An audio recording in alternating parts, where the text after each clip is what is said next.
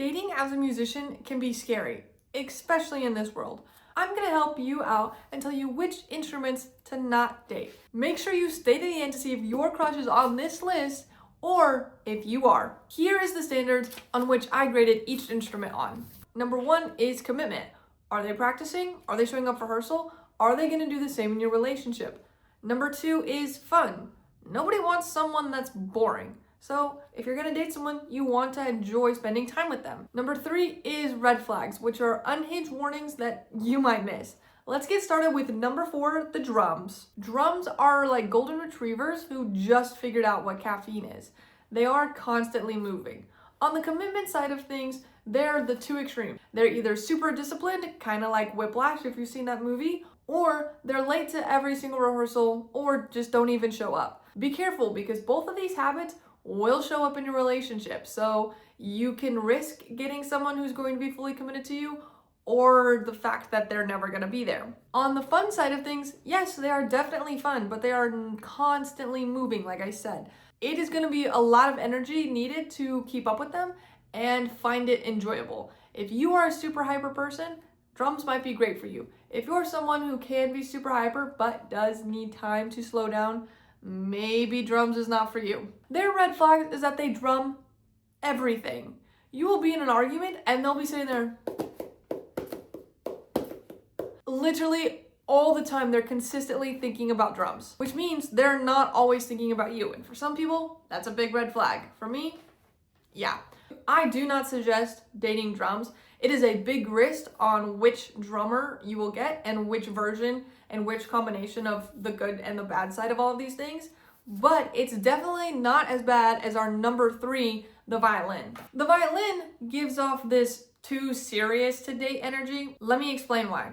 On the commitment side of things, they're overcommitted, but not to you, to their violin. Violinists are perfectionists, which means to be perfect, you have to put in a lot of practice and effort. So they're not gonna care a lot about you because they're so focused on their violin.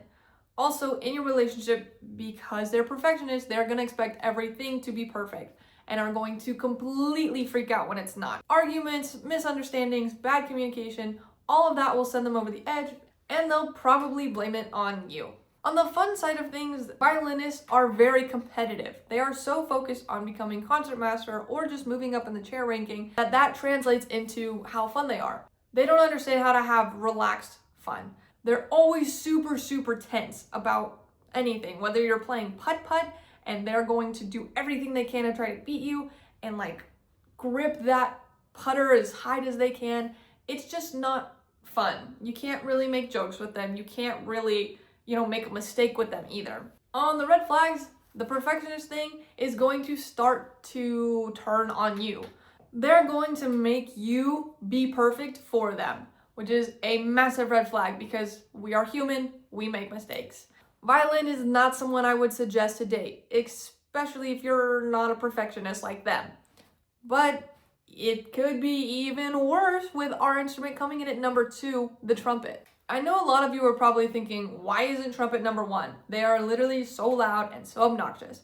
But let me explain why I think there are maybe some good qualities that keep them from the number 1 spot, which you'll have to wait and see. On the commitment side of things, especially in practicing, they do practice a lot, but only the main parts, only the melodies and only at full volume.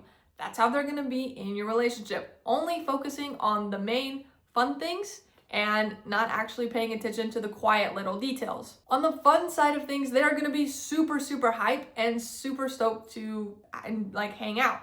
Problem is, they do have a big ego. If you ever hung out with someone who has a big ego, they can make jokes at you. You can't quite make jokes at them. Sometimes they're okay, but sometimes it really hurts their feelings. And they always think that they're better than you. Have fun trying to plan any date night to surprise them, or just, hey, I planned something fun for you, and they'll be like, well, I could have planned one better. Like I said earlier, you plan a putt-putt date, they're gonna beat you. And if you don't let them win, they're gonna blame it on the wind or the sun was in their eye, even if it's at night. Basically, trumpets give off solo energy, so trying to date someone who thinks that they don't need anyone else, you can already see how that's gonna go. Now let's look at the number 1 instrument I would never suggest dating which is the oboe. Dating an oboe is like dating someone who needs a specific environment to exist in. They are committed to practicing, just like several of the other instruments we've talked about, and they don't really have like, oh, they practice too loud like the trumpet,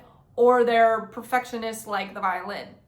They just never make mistakes, or at least it's never their fault. Oh, my reed is being stupid. Oh, what's that called? The barrel isn't all the way in.